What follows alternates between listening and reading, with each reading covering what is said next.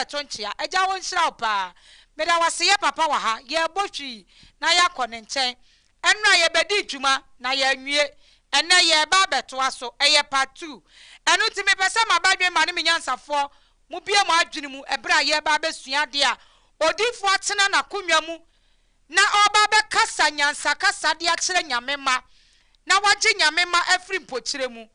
ene ya adesua de fra wo kire dua ebra ye ko odifo nchen papa me mo akwa ede obadwumade so mejo so lady Tete Atimpon dwumade de se ye nhia wa enka ye wu efrise otumfo sikadwa nyamekase de wasi wa mayen yeni ananka yani afra yeni ananka ye dampo kiremu yeni anantuma agufi sha ya adwene mu no otumfo sikadwa nyamekase nam ne dom so ema wode sa dwumade ade aba ho aba ebeji nyamema memo akwa babie lady me pacho mejo so eda otumfo sikadwa ase eje nshira so papa wo enchia bi anase yenko dwumade ne so na wuwia yenko dwumade no so ewia na machia adofo esi ade mechia obi bia waje bre no watena se na wo he onipa bia so ye kese so ye keto mechia obi a eje nshira obi a papa enra ye ka bibi fa se kwan a ye be invoke spirit ye be frɛ ahohom enra wo kire ye mu na ene ya ba ne part 2 so na ne part 2 no topic ne say the invoking of spirits. Okay. The invoking of spirits. And no nene. Ye ba besua ho asem because enra ye to aso na obi ho no ma wantie bi enti magya dwumade no e de ahya won sa kwan ye be fa so a ye be fra ho me da wasen so lady me pacho me da se me da se me eja nya obi akase onipa bi a waje bre no watena se no wo hwe bia eja emie kwa ma wo na ontena nim nkyerɛw me de otumfo sika dwa nyamekase ne be na nyamekase asomdwe e de ma onipa bi a waje bre no watena se no wo hwe yi eja nya obi akase na ene ye ba besua de area na ye wura no edin enti bie wadwenem na kasa America sai bie wadwenem yi na tie ne yi na sa ebia na ensem bi wono mo a akontem na nka wo asembisa bia me number no na eda ho no ana say wo problem bia me number no na edema 0553011926 eno ne me number eno anso say momo number wo pese so yasene e wodwumade so a obeti one for the same number momo na wo de aboa yen se yanka dwumade no so momo number no na abegu screen no so no enti wo betimi asom na nso aboa kakra bi a nso wo bi a keto bi enso ya di tua TV ne ka se de be ya Tete Atimpon dwumade no ebre no bi betimi de abrewo na ma nso watimi asua bibi niam a wonim na ejade ababetra se yamra ne yameka nkyerɛw enti menua me no ba besua de ne na hya no nso se ye wo sikadwa nyamekase TV live wo YouTube so enti yesi ya wo betimi ahwɛ yen sansam bi wo na se wo antimi ante ase a me pato ewie program no a wo betimi asa ko YouTube no so na wakwa akohwe na de wanti ase no wasua bibi ewom se many youth ni pa na edi nkomo if it's already where enkrofo esi kwa honhom chen a se efunu na ne abie enipa hunu se na ada na de braye no se na ada ne nyina to otwa enti nipa hunu no kore enti enokora kwa no so ne yeso ye namo a ye de nokora no ebrewo enti momo number na fa na bua kakra bi aso betimi e de aso yasene bia ye beso mu na ye nso ya bompaye atawachi ejanya obi akese lady me pacho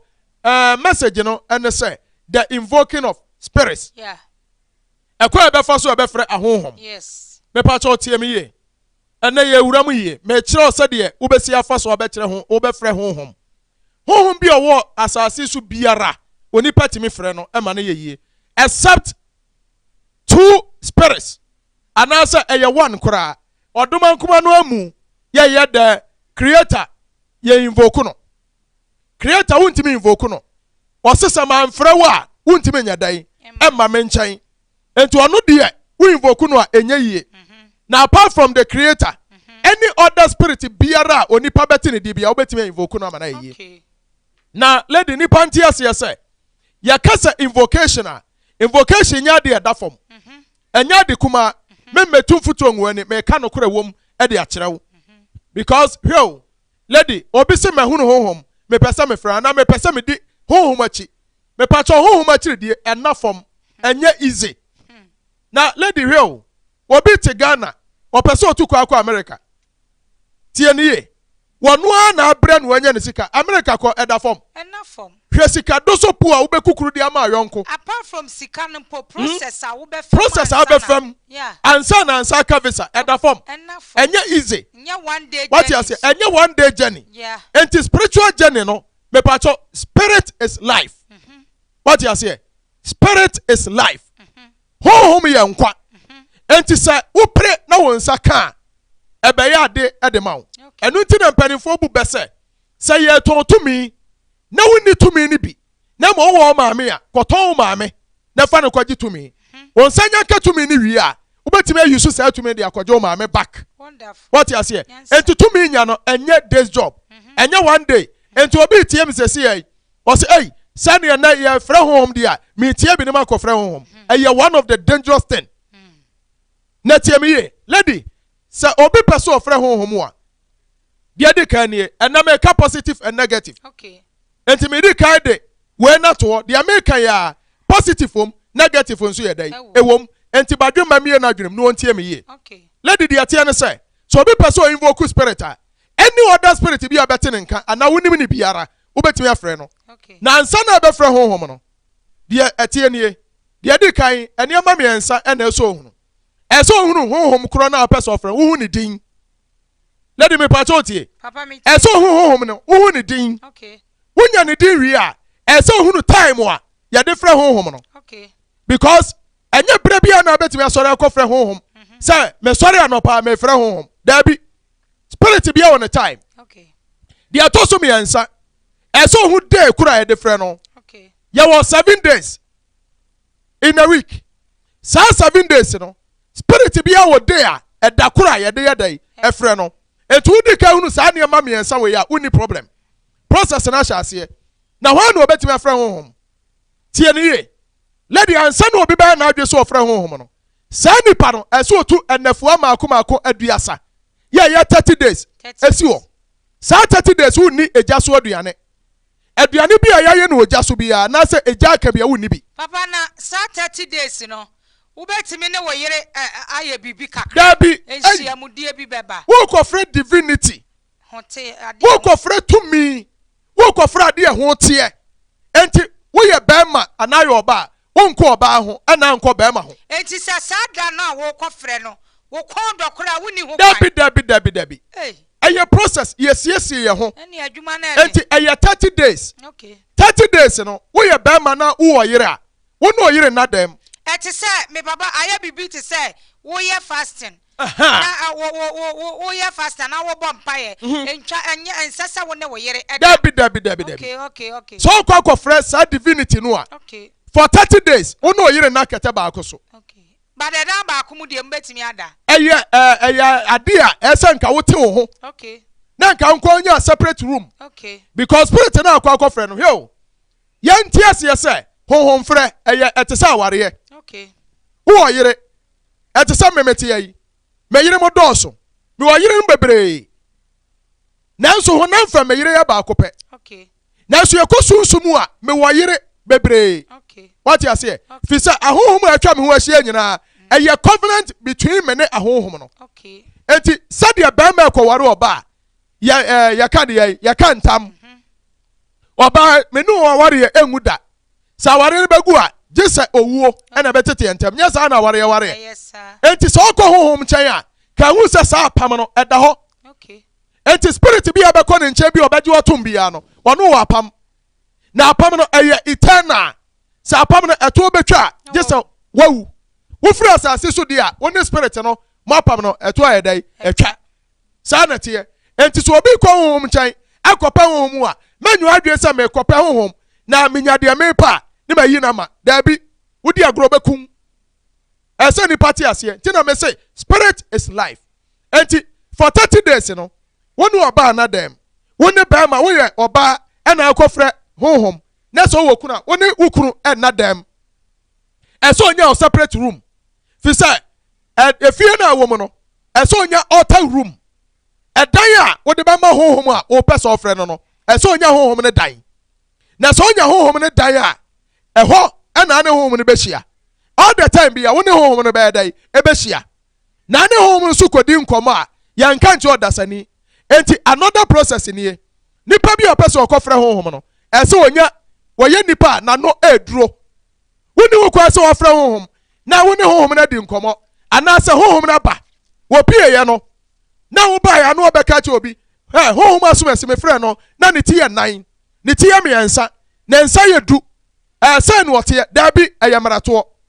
at the moment abeka honhom wo be reveal honhom bi secret no me pa cho sada no a wan kasa kwa asafo koto wadaka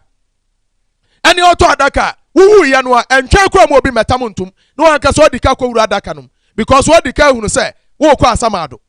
enti yankyere honhom ase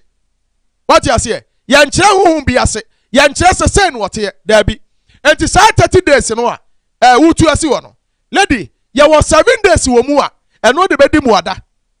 sa 30 days ni mu wo be 7 days ase wo a wo de bedi mu ada enye easy kra enye small said de binom ka no invocation na form enti sa 7 days no wo ni aduane bi asa fruit nko na abedie fruit nko na fruit a enhia so obedie kwadu fruit ya friend kwadu anka wutimi di abrobe wutimi di apple wutimi di any other fruit but kwadu de the person your invocation won hwe ye no anko kwadu ho wo kwadu ho a wa faili because spirit na friend e bia na nachi wade kwadu enti kwadu de banana eni kwa sa otemte adenti na spirit nso bi wa nachi wade nyanka ana enya abrobe ana bibisa na nso nachi wade ye kwadu me brene nti okay what bisa asem fruit ana eso odie okay medical catch us kwadu de do not touch any banana ebra wo yes 7 days fasting no okay wo kwadi kwadu a wasɛn no okay wo kwadi kwadu na spirit ni pie a utira anya yi a eden sunsu aso bebre na beba okay entu nya hu ne sa wi a sa nipa no okwa invocation no wo hia akukoduro anu odin ana wo hia na nipa ne ntia se sa 30 days no woni adamfo bi ato nkwanta wapai ya nante awia so wo secret room a so hye ho for 30 days enti bra be hye fasting na se ana so be hye 30 days journey na se no spirit kro no a wo pese ofre no wo be bo ne din ade abom paye lady wo tie ne ye wo be bo spirit ne din enti bia meka ne se Archangel Michael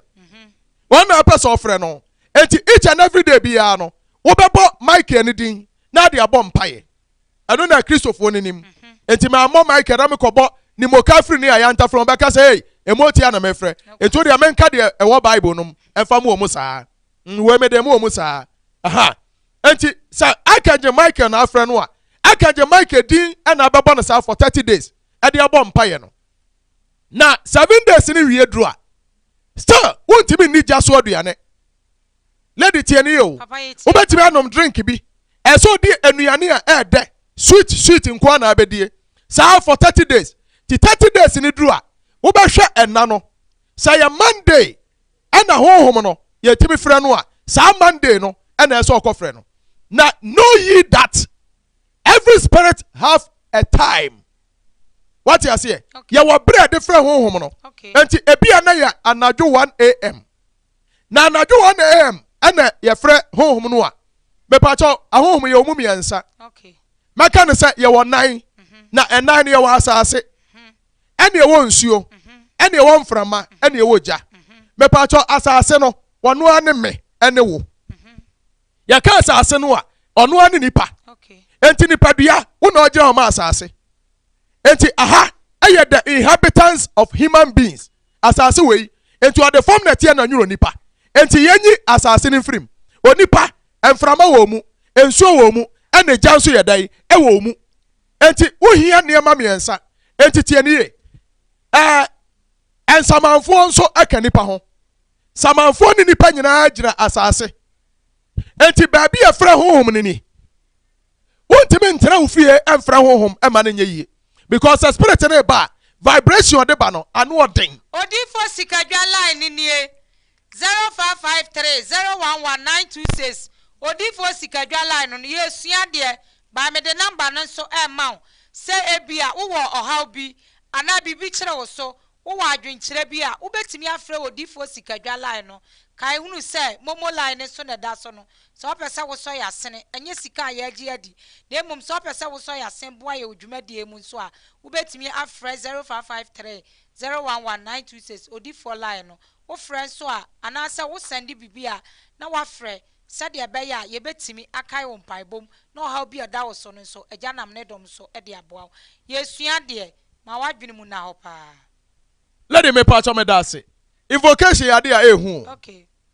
Wo bete ho for 30 days. Ebre ni nti papa ntɛm so. Enti de atia ne se. Okay. Wontimi mfrɛ honhom wo fie. Fisa wo yere no ma wo ho. Enipa wo ho. Sa spirit ne ba.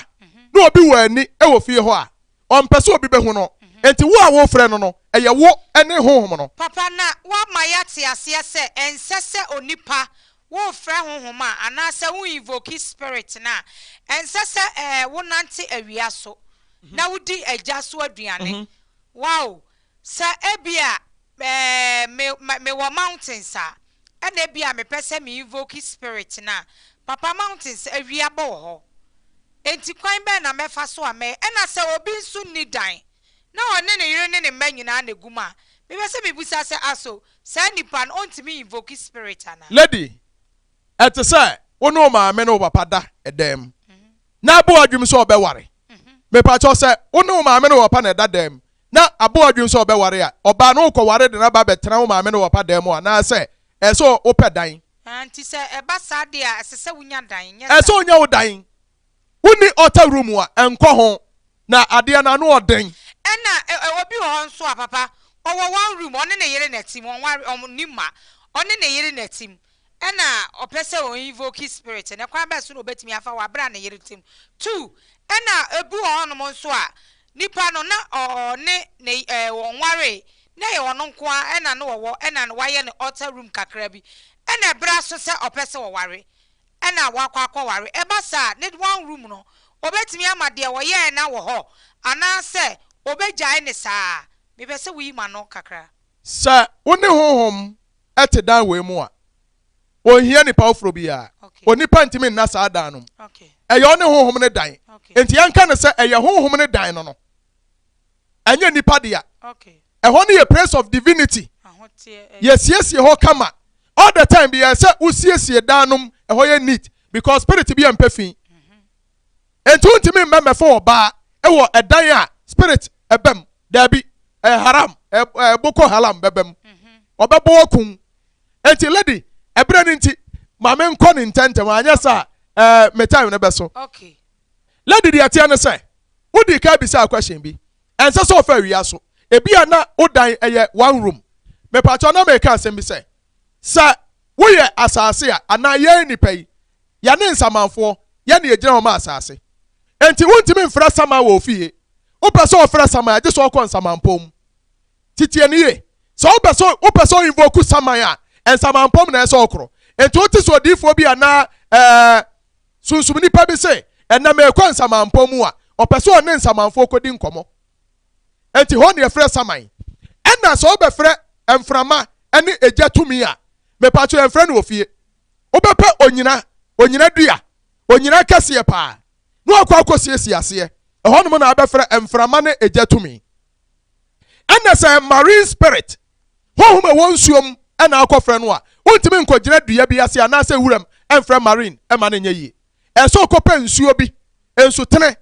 no akɔgyina ho invoke saa tumi no na ansa na bɛyɛ no hunu tumi na wofrɛ no hunu ne din ebia no ofri pum a wotimi frɛ no ensu tene bia mu obɛba because o marine ena nsuo na wɔda hɔ no ma akɔgyina hɔ no ɔno nso yɛ the same marine wɔyɛ nsuo tumi etu kɔgyina saa nsuo no a wobɛtimi afrɛ na wɔhwɛ sɛ ebia ne yɛfrɛ honhom no anadwo 1 am na wonko a ani kwa sɛ ɔdasane bia so ka ho etu ne akokoduro a wontimi nkɔ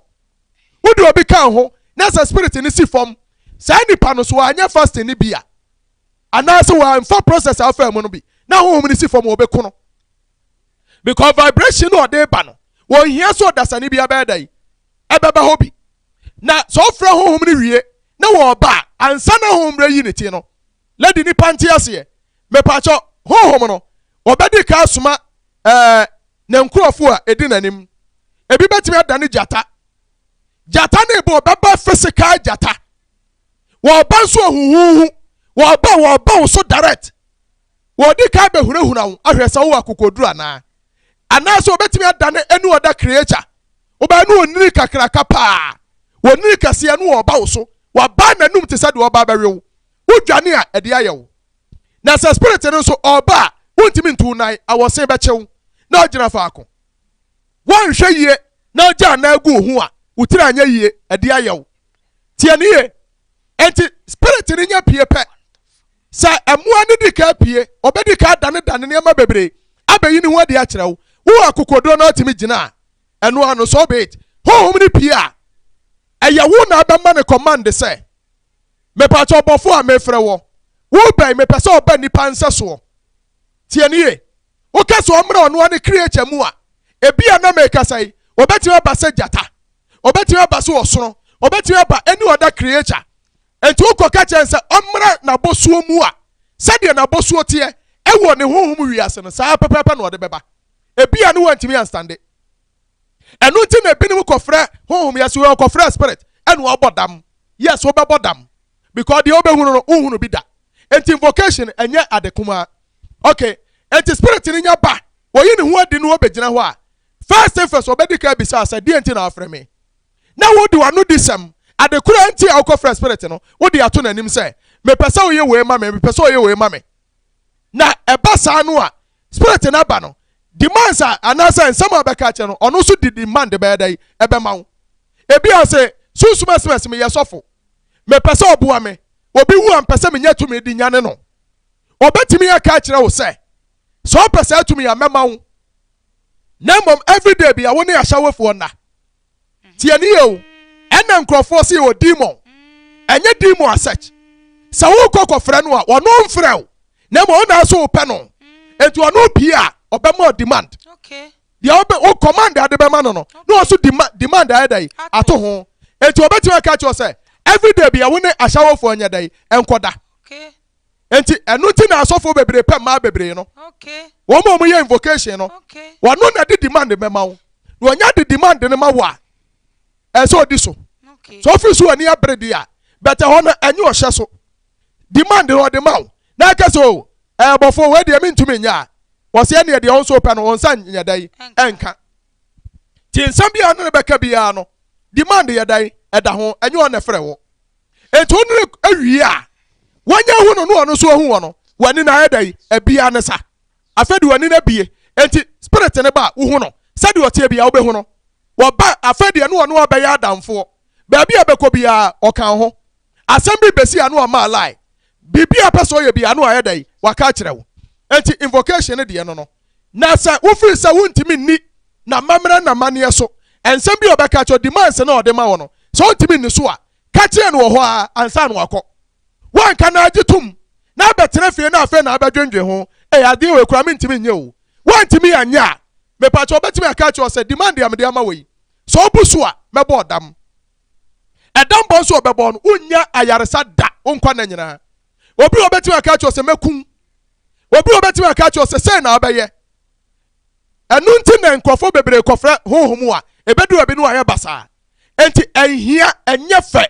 enye papa so nipa be sign invocation no okay eye too dangerous okay what you say eye too dangerous okay. Na de eye ne say ne positive way ne say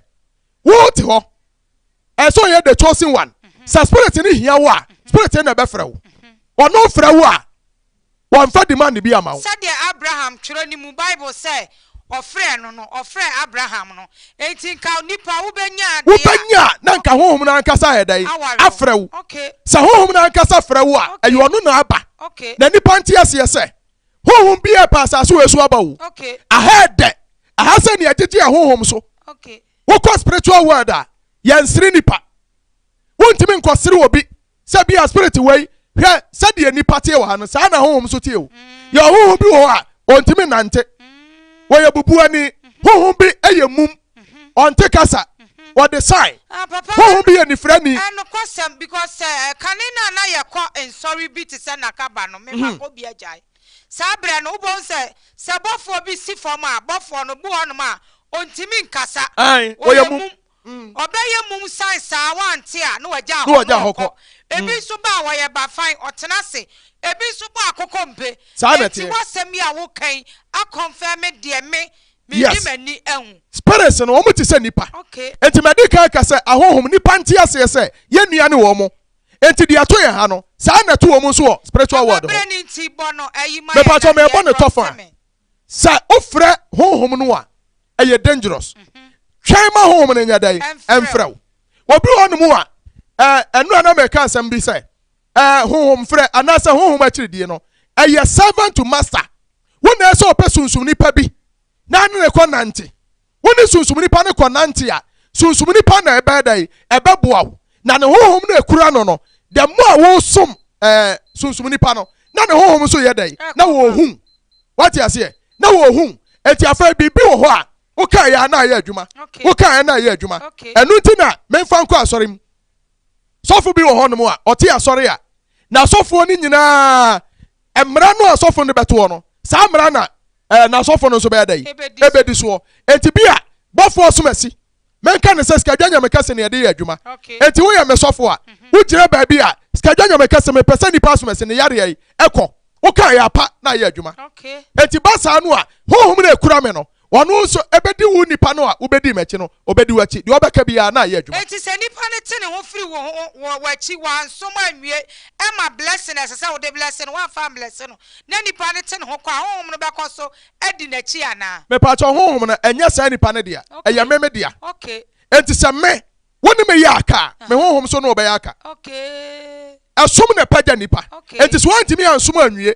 na wo se adwuma yesini mama mi sa adwuma yesini wa akatua enti so obedi machi na wo so ntimi ne me nante nkosi awieye wa pa ye ho kwa wo kwa honhom no biara akura obi a obemeki so obedai obeje enti afa first na afre na ye adwuma enti se nipa no esom na sa me fa ne se wasom sikadwa nya mekase yemfa ne nya because no na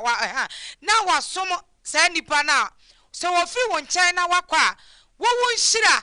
a wo de begu sa nipa ne so na be ma sikadwa nya mekase be di nipa na chi abua nipa no wow se me hira wo na meka cho se afa me hira wo ko ma menyusu kwadwo obi nim ene ne ba one blow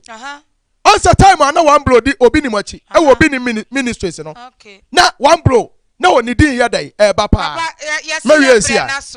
na one blow na ne din ye dai na e ba time obi nim ka se awurade se one blow nkote no me pa cho na one blow wen ye ntene nka what you say one blow fritama anasa akra obese ko hye tachimai okobie ministry wokọ no amfa ene one blow wen nyasa mesire no me de ye mfa to ho time anu wo obi nim nchen no obi nim sunsum na na yedai e kata no so eti bibia no ye bia na obi nim spirit no na eboa no sa wo hye sofu bi ase na wo sofu bi na ase a empre wo nka se ebia nipa no yeyu a wa yenti wo so pese ofri ne na ase se be ya wo so be kwa kote ho enya wo de na mom ese ye hye nipa na ase na odi ni nsira edigu yen so ansa na se ye be fri na chi akwa e ba sa akra de a wo papa nsira wo so a de wo be ye bia efa wow na ukonya problem wa no atimi asa ba master ne nchen papa me ko we me ye mfa no ache ho akwan no abọ mpa ya ma wo afa ko ya abọ nsane ma ye dai enu nti na sese onipa bi anya spiritual father wow abusu ya me dia no odi fos kadwa me dia me ne ahohom na tie for 24/7 me yire wo 4 hours e o me life 20 hours nyina ya ahohom sem enti me dia me ya ahohom sem enti me oba me fi a me ni time a me de epiepie baabi a metie won hye dan home wo ba humi agye sematuka me kokrom anasa bia me ko baabi once upon a time gye bia me retwa mawre no won se ma betra me fie anim onye sa wo boa enti ahonsam woni time a wontumi nyo agya nse obi bia agya ne obi akese to nipa fo se ensese nipa kopere se wo kopɛ ho eni kwan tie nipa bi wo betu no fo se dean opese wo hunu enti onsa sanse mo menka bi da asoro kura menkyerɛkyerɛ ɛnɛ ɛgyase mmara mɛkyerɛ because nipa bebre esua homsam obi wɔ no mu a odi obi akyi osua no internet wo hu book bia wo se ho ma so asi enti me kwa akofre no one of the dangerous thing enti odasani bia opese wo ya home sem bia per spiritual master na di nachi no ma guidelines eno na beboa wo anya sa na de to ho se me yese ya one of the dangerous things ajan show bibia me pacho me dia no odi for schedule me pacho me number is 0553 011926 ena me ya soro okuma se sokoba petuda kwasi ada bia na me ya soro kwasi ada ba akopɛ but a free juada kwasi memreda e bia na wo hia me nkomodie me nhyɛ dan tunsi wo sa me ya counseling na mo ya na me enti na me ka ne say me ya emergency counseling enti so wo hia me a no ofram no obuku appointment ni ma hia so da ho ni aba be hia na de ya say me ya ma wo ma ya ma wo na hia no so say me ho me nto de na mo wo ba me nkyɛn a ya ba afode MS ka dwanya me kese ne be na nya me kese ya for the boy 5 million en kaniska anase 500 cedis ukuta seska na abra wonni bia me pacho me ha me de sunsum na ye adwuma enti wonni bia me ha me papa kom de unti nam se bra ne enche okwa abefa so abedidie enti aganya okese agya me ekwa ma wo fra me a meje so na hya no so obi won mo otimi frɛ wase me anya so na me nkama asɛm me pacho me ye more than busy enti wo fra ne wo anyame na me yire na befa anase me di fo no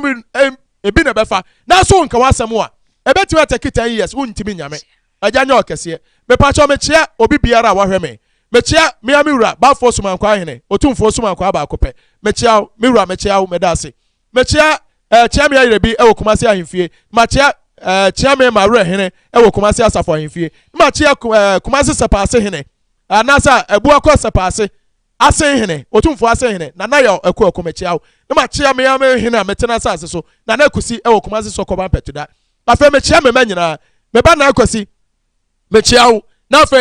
me chia me bekuma nso nana ekweska agudie aganya okese se o ma me de agudie aka ho ntima ka bi aganya okese na ma ndo so de ama me chia me manyina me ba biga agyan hirawo ma chia wa anyi so ma abaju ska aganya okese aha na afa mo a mo pese mo so yasene eboaye no momo number ne 0553 011926 wo boa kakra bi abeboa bi agyan so be hirawo obeboa ma so de ayeye me da se ochire be saba ochire nyame ya adoma 5:30 to 6 o'clock. Tete Atimpon dwumadie ede. Enje bibia so na wo benya. Enu ti se ebere ne so na se ye ba na de America no obetena wa fidie wo. Efri se ye sua de. Aha na benya nyansasam, nimdisam, enema kese a wo meda wase. Me chia obi biara oje bre na wo hwe ye me chia everlasting power palace members nyina efemi a me di Tete Atimpon dwumadie enwo chia me di de Lady Bex ebiem Lady Bex edini ya wode me ba akua agudie eja wo hya wate na wo ma wo so mpagya wo atamfo nye nyame me da wase ye be se hia ochina bye bye abisi waje bre na wo hwe me media niska dwanya mekese odoma nkoma bo so ne asase a ya frɛ no oba ade no ne de hye konkron eneme ana odoma nkoma soma me wo nkyɛn same mfa asomdwensɛm emrew asomdwensɛm a mede nam ene sɛn odofo me ka bibia cho sa abrabo